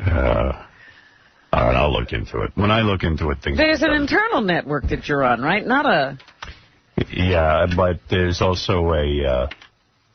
I'll get it fixed. I know what to do. Sometimes I need to get involved. I'm incredible. My Debbie. Oh, my Howard. My me. When I put my attention on something, I can solve it. I love you. Because I obsess. No, you just get it done. You don't let it go until it's done. You make sure it's done. That thinks I'm insane now. Because I'm so into organizing and my book. She's not the only one. Yeah. I just hear a little bit of it. She sees you. I hear a little bit of what you do, and I'm like, he has lost his mind again. She goes, I'm really worried about you. I go, why? She goes, you're organizing your book every minute now. I don't hardly even see you. I said, I have to get it right.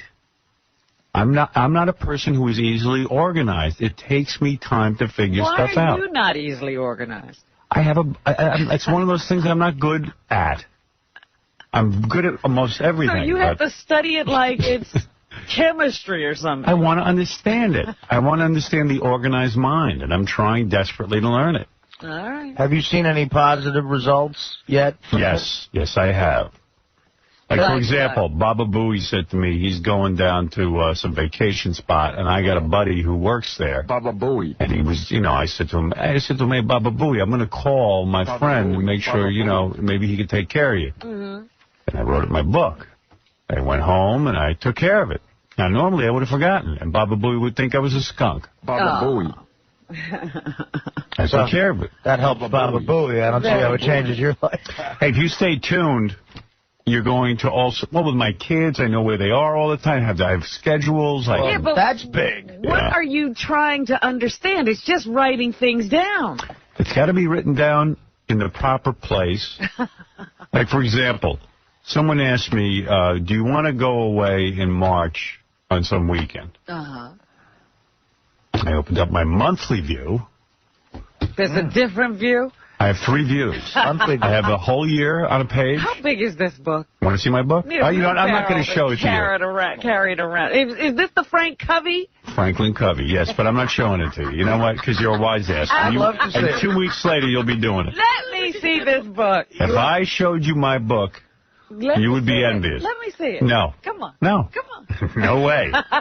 I'm not showing it to you. You want to show it to me. I do. It would be funny if you forgot to bring it. Right, that would be great. So you have something that's like a year at a glance. Like you just. All right, I'm going to open up I'm going to show you my latest project. All right. If I hear one bit of laughter from Robin, I'm closing the book. All right, let me get it all up now. You done? I think she's going to laugh. All right, this is my new book. Right here. All right. The Howard Stern Bible. Now, that's just an insert inside that book, right? You bought the cover. That's right. Okay. I bought the cover. I like this cover It's because a beautiful cover. in here I can keep the way to get into the building and stuff like that. All right? All right. Now. Gorgeous cover. And it's got his pen. Yeah, this is my pen that I use. And it's a 6-ring binder. Oh, I think I'm done. Come on. I think I'm done. All right, now what you have... That little flap. Let me show you. Now, this first thing you see here is information that people always ask me, like, what's my fax number and stuff. Uh-huh. See, then I can go right to this. To it. Okay, now you're going to be impressed. All right. You know how when people say, well, when are your vacations and stuff like that? Like when I meet with my psychiatrist, I can pull this out and go, you see everywhere in yellow? Yes. Those are my vacation days. Okay. That's my yearly view. All right. I see you wanting to laugh, but... I'm trying to keep you going. Stop it. Then what you'll see is, for example, now January is past. So we get rid of that. Yeah, well, I have it in a binder, but I only carry 3 months at a time, and here is my monthly view of what's going on. All right. That's a month right there. That's a month. Now, here's February, where we're currently in. There's the monthly view. Yeah. Okay? These are my vacation days and some important appointments. Okay. It looks pretty open. And then, yeah, not much going on in February. Well, then, here's my day-to-day, what I have to do. Here's my schedule for the day. Now, what's that red thing? That tells you where you are? This tells me the day. It's my divider. So you have to change that every day? You just rip it out and move it over. Oh, it comes out without opening the... That's right. The rings, okay. Then here, for example, are things I have to remember. Like today... Big news. You see, I would have forgotten. Thank God for my book. Here's a big announcement. All right. You ready? Yes.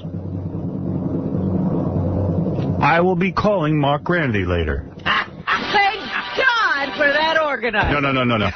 All right, here's my big announcement, okay? Here we go. Give me the timpani. Here we go. I read the wrong thing. In Sacramento, California... Yes. There is a new radio station on the dial. Let's say a renamed radio station. The call letters, Robin? K. Howard. That's right. Named after yours truly, Howard Stern. K-H-O-W? K-H-W-D, K. Howard, they're calling it. They've renamed... That's right. Wow. They have named it K. Howard. It's the first time a radio station has been named after me. And the station to celebrate the first week of KHWD will be 24-hour Howard. That's it. 24 hours a day, Howard. 24 hours of the genius. And that's written in your book. The undisputable, the undeniable genius that is Howard.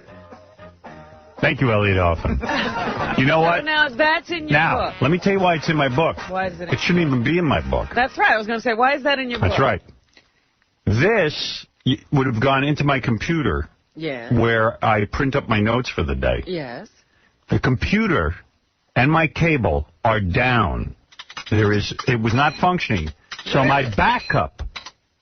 My backup is my book. Now, over here, you'll see... Now, where are you flipping to? That's a lot of pages. No. Easily I get to my address book. which I just started filling in because I just got this, but it will have important numbers. And if you're lucky, your number will be in here. Wait a minute. Now, you're doing this yourself? Yes. You're inputting everything. Everything. You could have that printed for you, couldn't you? Don't want that. No. No, this is all about me and me taking charge of my life. Why couldn't you have that printed?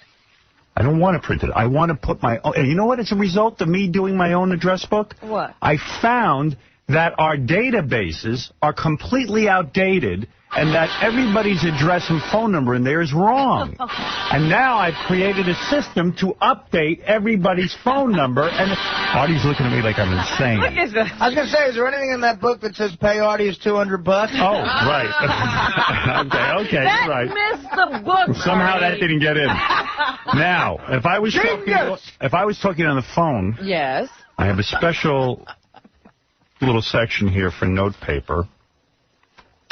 And as you can see, some of my long-term goals and some of my, let's say you were saying to me, Howard, we're having we're doing a special show or something. I'm not going to write that in my over You're not going to put it in their date book or something. Right. I would write down everything you had to say, and either whatever information I need, I transfer into my date book. Now you got to go back to your notes and then transfer? Well, you know, let's say I was talking to you from the car and I'm on the phone and I would scribble down whatever you said and then I would add it into my book.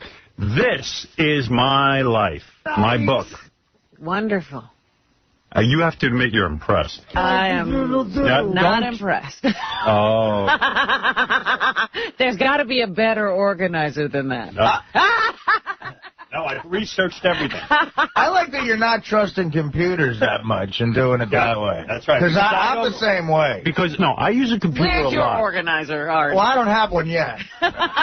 Seriously, how do you keep track of everything? I don't have that much to do. Now, you want to know something? You do, but you just forget about it, and then you're stressed out because you got to remember everything you got. You know what I do? I have an assistant in my manager's office calls me like 4 times a day to leave me voicemail. And that sucks. It does suck, because if I have to go to a meeting like after the show... Also, there are things you want to take charge of in your life. Yeah. Let me thank a few people now, as long as we're talking about What Lisa. does Artie have to take charge of? Because when you don't know what's going on in your life, it's very it's very painful.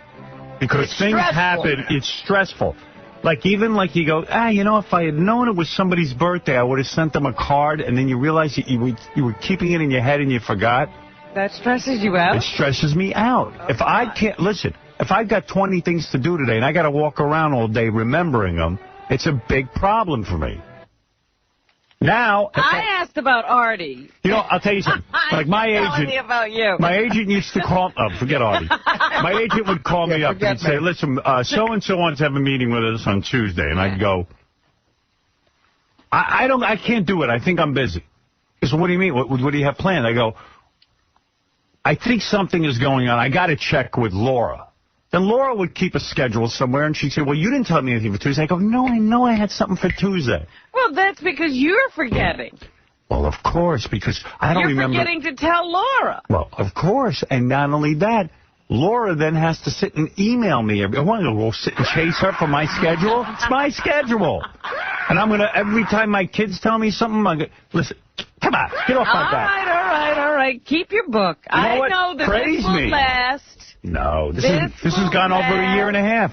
Well, this is a new book. No. I want to see how well you keep it up. In 6 months, I'm going to see if you're keeping up every How much section. you want to bet?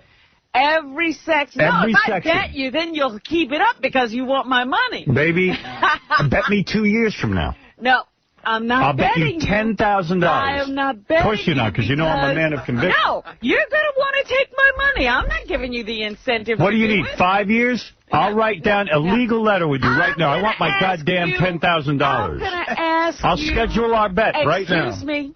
I'm going to just ask you like a pop quiz. I'm being laid off. Yeah. Right. Yes! I'll schedule the bet right now, Marco. You have to put a little switch in your step. All right, let's come on. But I will ask you as a pop quiz. One day, out of the air, I will pull, and I won't have an organizer to do it, but I will just say, show me your organizer today. And here's my prediction. Yes. You will have an organizer within a year. All right, let's see. How much you want to bet? You'll see. How much you want to bet? You will have my organizer. I'll bet you $10,000. My system is so great. You will. You will see. You will. You know what? You're impressed with me, and you won't admit it. Okay. But will you have a $750,000 condo? Gary, put my organizer next to my biking equipment. All right. By the way, on today's show, you will find out, and I will find out, what happened with the Jackie the Joke Man lunch. Right. We never got to that. Yeah, we'll get to that. Captain Jenks has some tape to play for us, and there's a whole bunch of things going on. But, and your buddy Double A was downstairs this morning. Yeah. Oh, yeah? Double A's down there. Shuli has a Jackie the Joke Man lunch game. Oh, great. He wants to play that. Shuli's games are always good. I always even have the disc jockey Mark Parento, the one who's up on those charges. You have the full Have the full charges we can read. Okay, oh, that story. The indictment. Evidently, he was busy with some young black boys. Oh, yeah, what is that about? That story is nuts. Uh-oh. He's a tall, lanky, white guy, right? Yes. Yeah. Uh-oh. Which makes it even weirder. Thank God I wasn't named in that. By the way, congratulations to you. KHWD you're talking about? No. 2000th show? And what is WHWD, KHWD? What are their, where do you find them on the dial? I don't know. Gary, find out. Organizer. No, I didn't get that information. But anyway, no, I was reading Star Magazine. I don't even remember which week it was, last week or the week before. Or they say? Week. They had people turning 50. That's but the headline, wait a minute, the headline was 50 is the new 40.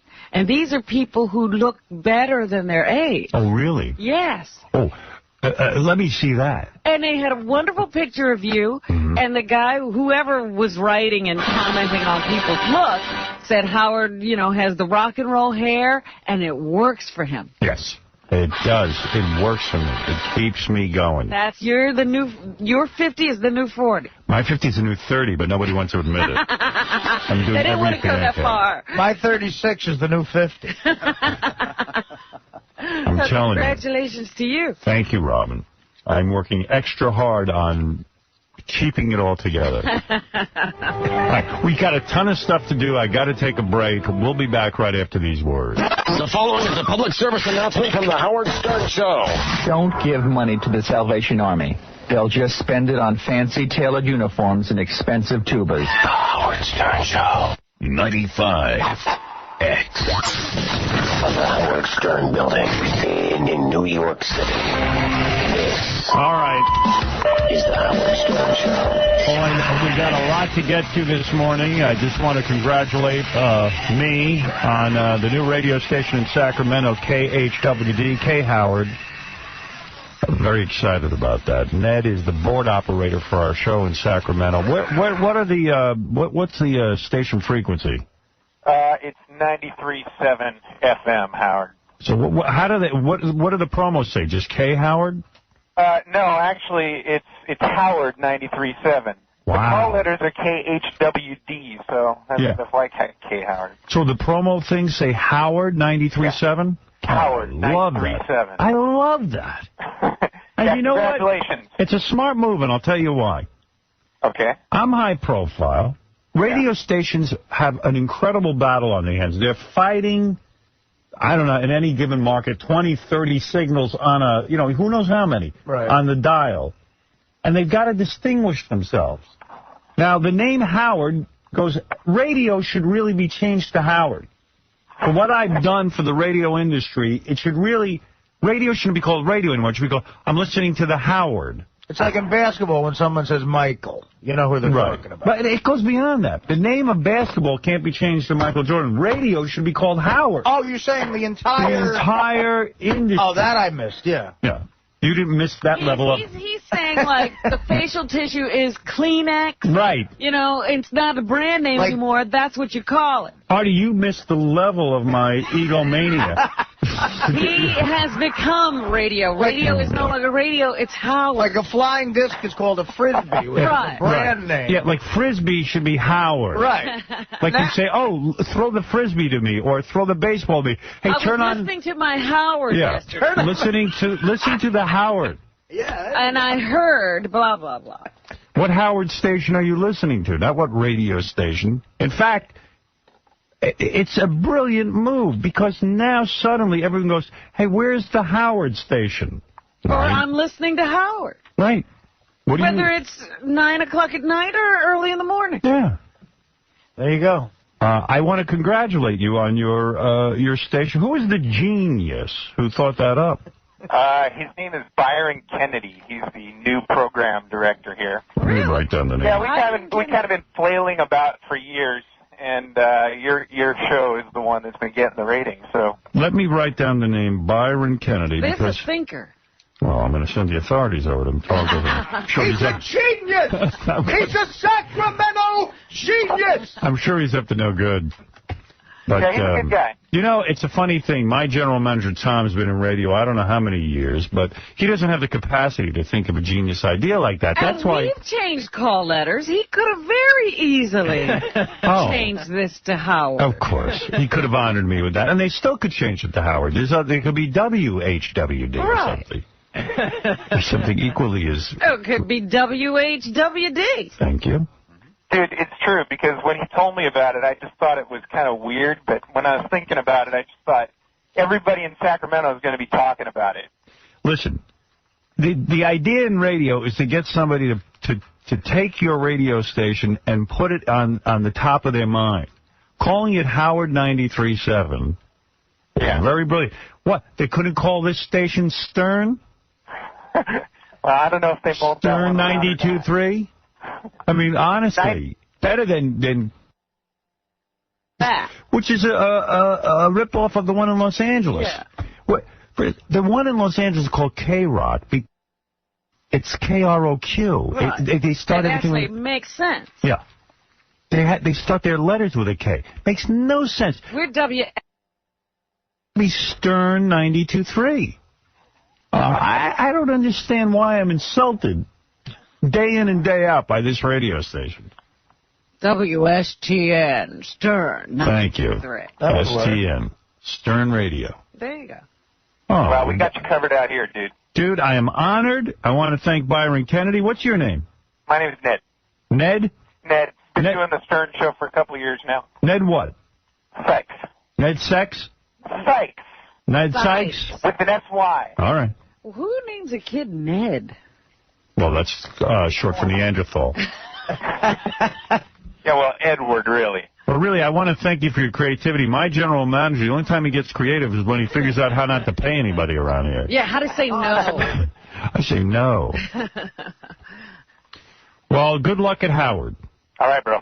Later. Hey, do you have any of the promos? I want to hear them. Yeah, I got one here. Play me a tape. Let me hear what it sounds like. Let me see what I got. Hold on. I'd be honored to hear that. Queue it up.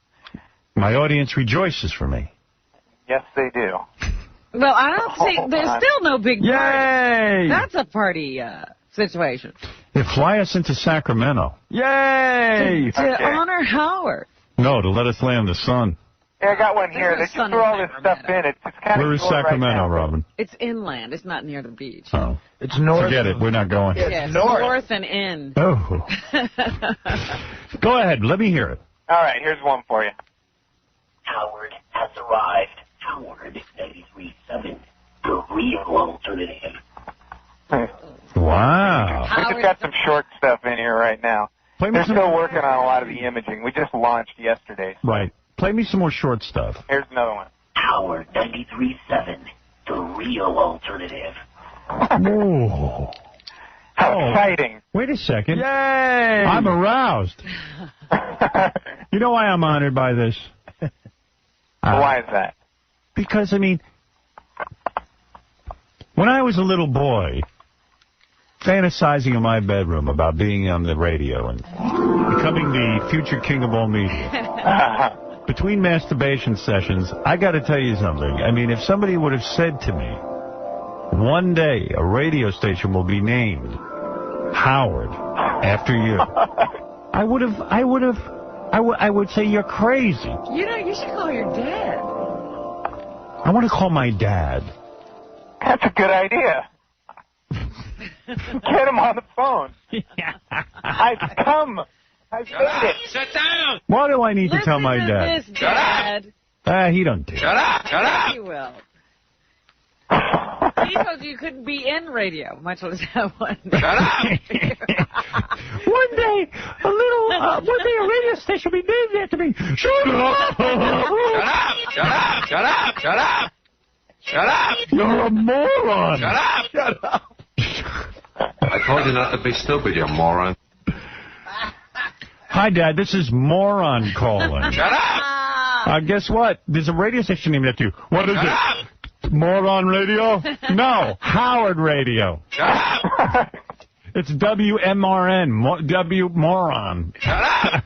Explains why Tom doesn't need to masturbate. As small as an almond, the amygdala has long been known to process our reactions to fear. So there you go. It's that part of the brain, probably, where your sex drive. So if you got a big... If you got a big one, you want more sex. Yeah. A little one, you don't. I must have a big one. I was going to say, that might be your whole brain. I know. Hey, you're on the air. What's up? Hey, when's the, you know, the lesbian sisters that were on? The lesbian sisters? They were on E! last night after your 2000th episode. Remember them from, like, a couple of years ago? Vaguely. I don't care. I don't know what he's talking about. I can't interpret. I guess he has a question about them. Steve, go ahead. Yeah, my wife takes a supposed trip with her girlfriend and gets a boob job for our 25th wedding anniversary. She comes back looking like Marty Feldman a week later. Bad job, huh? Oh, my God. Idiot. Yeah, you know, there's so many women who get these boob jobs and they look awful. Where did she go to get them? Florida. Yeah, I say go. No clue. Had no clue. Wow. And you hate them. She thought she was doing me a favor. Now you're both miserable. Well, I can't say. She doesn't know. I tell her they're beautiful, but they're idiots. Did you you told her, hey, I think they're great? Yeah. Yeah, and you weren't complaining before, right? Not at all. You know, What women... does a guy like him do? What does he do? Yeah. He's got to sit there and just say, hey, they look great. You could never tell a woman the truth. What's wrong with them? He said Marty Feldman guys. They're looking two opposite One point is up or right, and the other one's down to the left. Oh, boy. He looks like Marty Feldman. Jeez. Yeah. That can happen. Do they at least look okay in clothes? Hardly. Yeah. Sorry, and she thinks they look good. Yeah. Is it very depressing? Is it the kind of fake boobs that it looks like they're under the armpits? Yes. Yeah. Oh. And we've seen them where they're pointing and they look like they're pointing in two different directions. Oh, yeah, we've seen those. Yeah, sorry, dude. I don't know. There's not much you can do about that. Didn't want to depress you too bad, but I just hear every day this week, and oh, what a great job, and I'm wilting as we hear. Yeah, she's trying to do the right thing, the broad, but who asked her to do it? And her girlfriends don't tell her there's something wrong either. No. Because you know what? You don't want her. It's like she already got the boob job. She got to go get another one, and you just say, hey, it looks good. She's got east-west boobs. Yeah. Hey, you know what? If you ever get lost, you'll know which direction to go. That's all. Hey, sorry to hear it, pal. Let's go to Jeff. Jeff. Hey, Howard, have you seen FHM, the cover with Tara Nikita, that snowboarder? Oh, she's on the cover of FHM? Yeah, it's a really hot picture. It's her, another hot snowboarder, and like an X Game commentator, and they're in bikinis, but I think Tara's is painted on. You know how they paint on those bikinis, and all three of them look It's a snowboarder chick who got her, got into that accident on Letterman last night. She is super hot. He says there's another hot one, so maybe you're right that all the snowboarding chicks are just hot girls. Yeah, and the third is the commentator, and she may be the best of all. Yeah, how do you ever get to, like, have a hobby like snowboarding and like, get so good at it that you could, like, make a job out of it? You must have money. Yeah, those are rich chicks. Yeah. I've been to those X Games before for, like, BMX bike racing and stuff like that, and you'd be surprised what you see there. Mm. Hey, doctor, you're on the air. Hey, Howard? Yeah. Yeah, this is Dr. Belina, Rapping Granny's writer. Listen, Robin's getting a lot of medical stuff wrong recently. I know she's a nurse, but it's pronounced amygdala in the brain. What have I thought? Amygdala. Also, Robin. What? I didn't study the brain. No, you said a part of the brain. You said amygdala. I know, but I didn't study the part of the brain to know how that's pronounced, okay? Okay, sorry. Also, listen, you said that Wellbutrin is an antipsychotic a few weeks ago. It's an antidepressant. I don't know Wellbutrin. I wasn't nursing yesterday. These are all new drugs, okay? So don't consider me a nurse anymore. It's okay, but, you know, if you're going to talk about medical stuff, hang up your RN already. Really? Why don't you book Rapping Granny another gig? I will. Is she still alive? Is Rapping Granny still alive? Of course she's alive. She's going to come for her 82nd birthday in August. She plays all over the city, guys. You know that. Robin's no nurse. I haven't nursed in 30 years. Robin's a nurse like I'm a singer. I know. I'm saying Hey, did I hear John Bon Jovi say he wants to produce a record with me? Yes. He said if he could get you to sing seriously in the studio, he could sell 1 million records. Now, how's he going to get me to do that? Well, that's what he wants you to do. He thought you were doing a pretty good job in here. But you know I can't sing. He thinks you can. You better hold on to what we've got. Like it or not. He says you're singing better than a lot of people he sees at the Grammys now. Really? Yeah. Man, I've tried with other dudes. They can't seem to get me to do it. Well, he may be the guy who knows how to use you. He saw something in here. Hey, you tell that Bon Jovi to call up and book me some studio time and make me a hit record. He should have his shot at it. Other people have tried. Yeah, I tried with that. I tried to start a rapping career. I had that guy Pharrell. Yeah. Boy, that was bad. Yeah. That didn't work. Well, Pharrell just had a bad attitude that entire morning, from what I remember. Yeah, and then I tried with Rob Zombie. That didn't work. I remember Dee Snider. Dee Snider tried with me. That didn't work. Oh, there I am. What is this? Me and Pharrell. Camel toe you got between your legs. Man, what am I going to do with that, man? My fingers stink. Oh, yeah. That's awful. That's about the worst you've ever done. That was my rap. Well, that's rap. I told you I couldn't rap. You got it together for the losers, pretty much. You know? A couple of performances there. Rob Zombie stuff isn't bad, but he did most of it. Whenever you get depressed about your singing, Howard, just think of this. I go to the place, I go to the place, I go to the place, yay. Don't worry, I've stopped thinking about that. Nah, I might go into the studio with Bon Jovi. Yeah, he says if you would sing seriously, he's going to give you the material, I guess. And he better produce it. I don't want to hear that. Well, maybe I'll hook up with him. What else is in the news, Robin? A 36-year-old woman is said to be recovering well following a groundbreaking transplant operation in which she received 8 new organs. It's almost like they replaced her entire insides. I need 8 new organs. She got a liver, a pancreas, a stomach, a duodenum, small intestines, parts of her colon, right kidney, and an adrenal gland. Did you say all that right? I think so. That was the part of the body I did work on.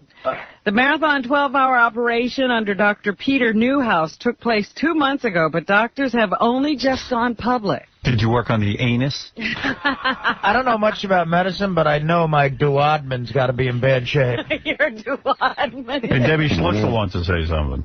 Hey, Howard. You were knocking the movie that starts tonight, Miracle, about the 1980 hockey victory over the Soviets. I said I don't need to watch a movie about hockey. I could watch a hockey game. Howard, it is a great movie. It's not just about hockey. It's about how we beat the communists. It shows what was going on in the country then with Jimmy Carter and the lines at the gas pumps and the hostages. It's really an uplifting movie. It's fantastic. I think all right, I'll watch it. That's all. Okay, check out my column about it on my website, 𝗦𝗵cie𝗄𝗿𝗱. It's an awesome movie. All right, You'll change your mind if you see it. Thanks, I feel Debbie. like you were there. Good things about it. Thank you, Debbie. Thanks, Howard. Miracle. Opens today. I love that her name is 𝗦𝗵cie𝗄𝗿𝗱.com. Like someone could spell that. Yeah, everybody will be able to find it, right? Seriously, could you spell Debbie Schlussel, Artie? No. Just try it. Yeah.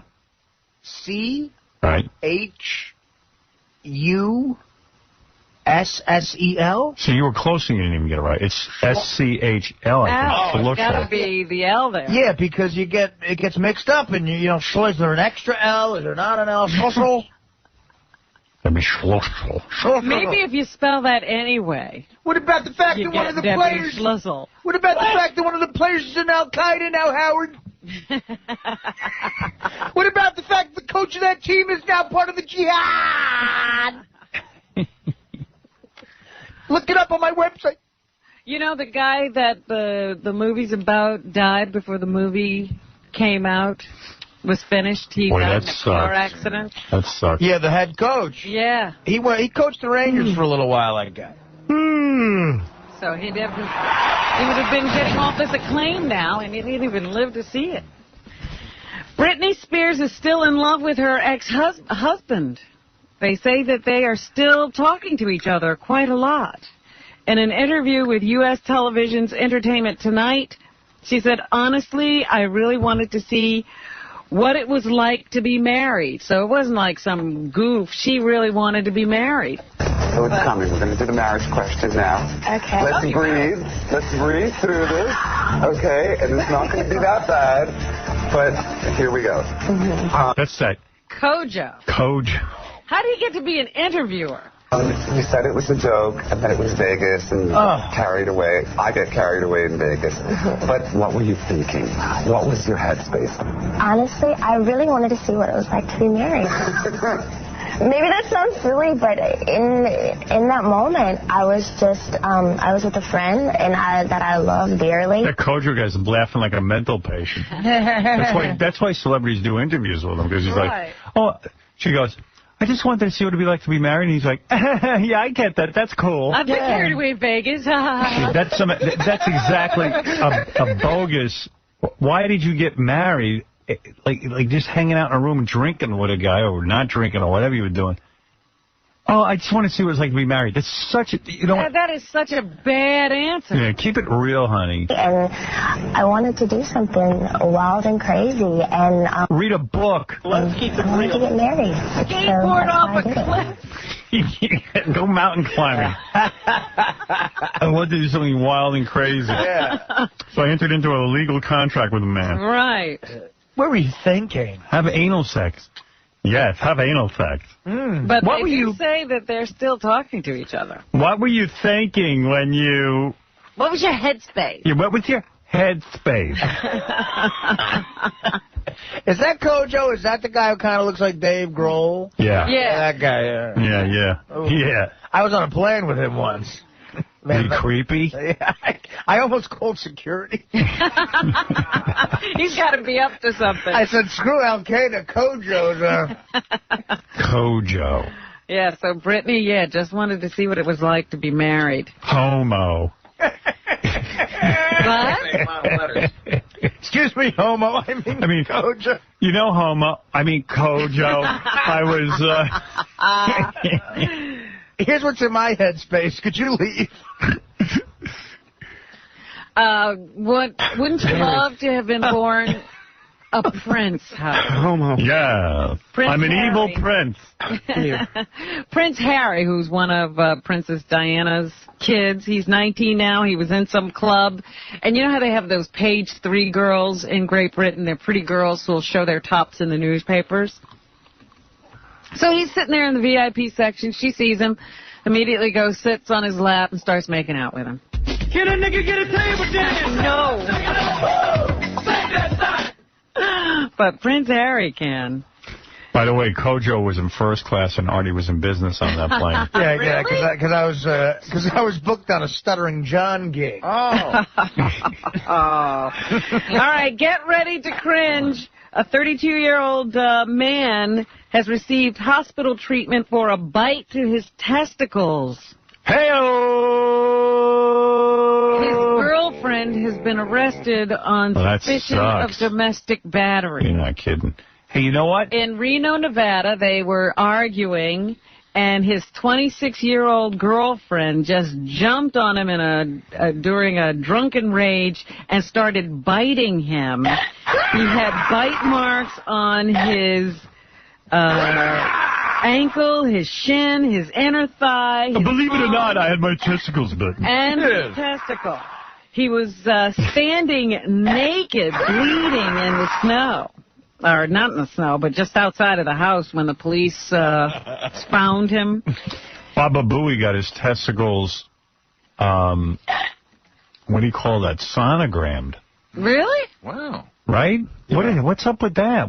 How do you do that? All right, so I go to my urologist for my regular checkup, and he has to do the manual checkup, which is so embarrassing. So the butt. No, he did that.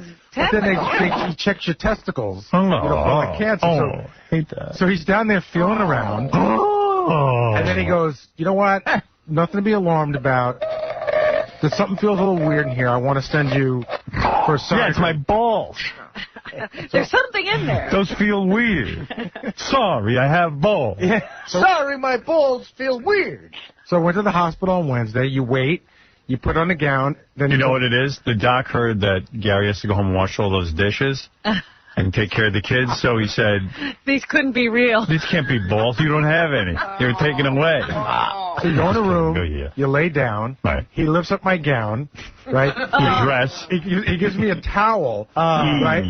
I have to hold my penis and then put the towel over it so that I'm holding it back, so that it's just testicles exposed. Then he takes that little mustard bottle with the gel in it and squirts it all over it. Does he rub it in? No, it's warmed up. Oh, boy. And then he starts rubbing it around, doing the sonogram. But you could see on the screen what's going on in there. Wait a minute, because that sonogram is that little thing they run over you, right? Exactly. Oh. My balls hurt here. So then, no, it doesn't hurt. No, it just creeps me out. So I'm looking at my testicles on the screen, and he's got the sound turned up, so I can hear the heartbeat of my testicles. I swear. So then, who's in there? It's me, Baba Booey's testicle. So everybody, have you heard? It's alive. But you know what's weird about it is, like, when you're in that situation, it's a guy that's doing it, right? So, for me, I'd rather just there be no discussion whatsoever. It's embarrassing for both of us. Let's just plow through this. Yeah. But he, wanted to chat, so he chatted about stuff as if pretending that we weren't doing this. Hey, you got nice balls. Oh, wow, the temperatures really went up out there today. The weather's a lot better. Yeah, I'll tell you what, otherwise your balls would have shrunk in this cold weather. So, and I looked away. It was like getting a gynecological. Right. Like, I looked away and answered him, and yeah, it's really nice. Hey, Gary, I love when you do that anal ring toss. How about Janet Jackson's breast on the Super Bowl? Hey, can you believe this chick? As awkward as it is, it's way better than having a chick doctor. Yes. Oh, I would never have a chick doctor. I had to doctor. drop my pants in front of a chick doctor. I would never do it. I would just leave. It's not going to happen. Too. Yeah, that's more reason not to do it. Young, wet bitches. But he was touching all my stuff, Howard. It was just strange. He had to move it around, and he had. Did you say to him, "What are you, a homo?" Oh, hey, homo. That's what you're thinking, though. You're thinking, what straight guy would do this job? I don't know what you mean. Because I've had, examinations where the guy starts, tugging on stuff. and I tell you what, I'm like, a good thing I'm not gay, because I could, this is a lot of handling? It's a lot of handling. So this doctor's checking my balls. Hey, Doc, what are you, a homo? Oh! So did everything work out all right? Yeah, there's nothing there. I don't have any. And I was even thinking, like, imagine if you have testicular cancer. That's not even like, that's a cancer that gets no respect. You know what I mean? People are like, oh, that's no big deal. Yeah. I didn't have it. Big deal if you have it. Right. I guess no respect until, you know. My name is Dr. 𝗦𝗵cie𝘄. Believe it or not, I don't have a thermometer. So what did the doctor feel or see that... Dr. 𝗦𝗵cie, what did you feel or see? Believe it or not, I felt his balls. Ooh, these feel a little odd. I think your ass is odd, too. Let me check that. Yes. Oh, I might have to shave that ass. Ooh, beam me up, testicles. The original examination is uncomfortable because, like I said, it's manual. So the guy's holding your testicles like a pair of dice and moving them around and stuff. Ooh! I'm going to check your testicles, but I'll need to kiss you first. I'm looking for a hard 8. Yes, let me roll your dice. Ooh, box guy. Hey-oh! Believe it or not, doctor has to roll again. Believe it or not. Believe it or not, I'm backing that bet up with some odds. Come on, doctor needs a new hat. Well, I'm glad it worked out all right. Good for you, man. I'm cancer-free, thank you. Good man. Good man. Sorry you had a scare. Do you mind if Papillon checks your balls? Your butt smells wonderful. Your butt smells like Lorena Blanca. Lorena Blanca. Lorena. I want you to ask me a question as your doctor, and if I get it right, I'll squeeze you. Yes. Yeah, it's called the Dr. 𝗦𝗵cie Has a Great Time game. Oh, my goodness. All right, 2 kids at a school down in Houston, Texas, had oral sex in front of their other classmates. Ooh. While the teacher was out of the room. Wow, where's that? Down in Houston, Texas, at the Hartman Middle School. White school, black school? Do you know? I don't know Houston that well.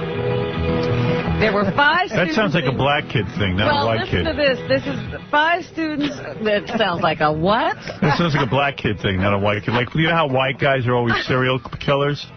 Black kids start having sex much younger than white kids. Okay, Howard, whatever you say. I went to a black school. I know this stuff. I'm sorry. Whatever you say. I was still thinking about masturbating. These guys were getting it on and smoking weed in the class. I went to school with a lot of black kids, and they were active. I'm sure that that's a scientific study you two just conducted. Oh, yeah, of course. I'm not going to say something that would just be like a stereotype. Yeah, of course not. It was very scientific. In fact, it was in science class I first saw that. A lot of the black kids I went to school with were also great at basketball. Yeah, go ahead. So you were saying. There were 5 students in total in a behavioral modification class that was supposed to be under constant adult supervision. That's funny. The teacher had been removed from the school or has been removed from the school and reassigned, but she had stepped out to get the students lunch. Oh, that's so nice. I mean, really? I mean, they're going to fire her? She stepped out 2 seconds, they started having oral sex? They were alone. I guess the one student jumped on the other student. And now they're having all kinds of big investigations down there. If the allegations are true, they will take the strongest actions possible. The students involved could be charged with public lewdness. It was a girl and a boy? I guess. How old? They're giving me a lot of... It's a middle school, so that's like 12, 13. You can't charge them with that. Why not? I don't know. What is it, Vinny? If you thought Gary's situation was humiliating, do you see what it's like when you're not circumcised? There's a whole other level of embarrassment that you go through. Are you not circumcised? Well, this is what I hear. Oh, Debbie. Debbie, I'm not circumcised, and my hand is big. No, Howard, you take great pains. Of course, Kenny, you would benefit from that so You much. take great pains to, make sure that you're hygienically sound and then in every part of your body. Debbie, my anteater isn't circumcised, and you will benefit so much from my foreskin, Debbie. Well, because we never have a conversation again without bringing this up? No. What's that, Debbie? Just when you thought it couldn't get more grotesque. That's Chauncey. Howard, how's it going? So here's something that's interesting. I just spoke to Tammy Lynn Michaels. You know who she is? Yeah, she's the girlfriend of Melissa Etheridge. That's good. Wife now, not girlfriend, but actual wife. Right. That's right. They got married. That's right. Yeah, sorry. Well, she told me something that I thought was fascinating. I asked her, how many women in Hollywood that tend to be heterosexual are actual lesbians? And she said you'd be surprised by how many. One day she sat down and counted up the number of all the women that are lesbians that pretend not to be. How many do you think there are of A-list actresses that are lesbians? A million. All of them. How many do I think there are? 81. Yeah, who knows? How did she do that? She counted She up. counted them all up. All right, how many? 15. All right, so who are they? Well, I don't want to say their names over the air. She gave you the names? I got a couple names. Let me teach you something about lesbians and gay people in general. They think everybody is gay. Like, I got such information. Remember the information I gave you on who's gay and they're coming out of the closet? Yeah. Right. That was given to me by a gay person who says they know. It turned out it was told. I mean, we never heard anything about that. Right. No coming out ever happened. Yeah. I mean, come on. Yeah, but Tammy Lynn and Melissa, they're like the super gays. I think they know. Well, they are super gay. They are right. super gays. That's true. I'm super gay. I'm super gay. Okay, take a break. Do the rest of the news. Howard Stern loves phone callers. No, I said, why don't you lower your radio so I can talk to you?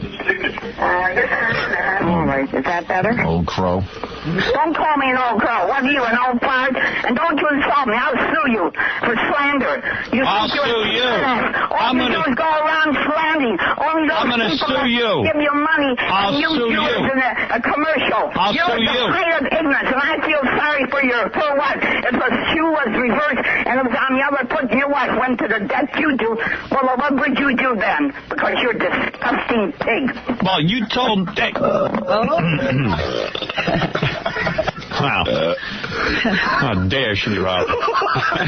And phone callers love Howard Stern. 95X.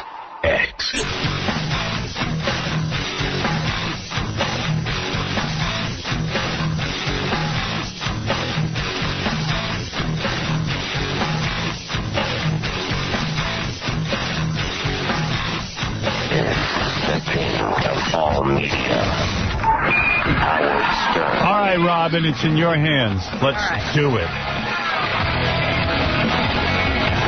Thank you. We had talked about this earlier, the body of the young 11-year-old girl who was abducted on the street and whose abduction was filmed on a security camera as she took a little shortcut home from a friend's house on Sunday. Her body has been found. 𝗛ощ is her name. And what did he do to that kid?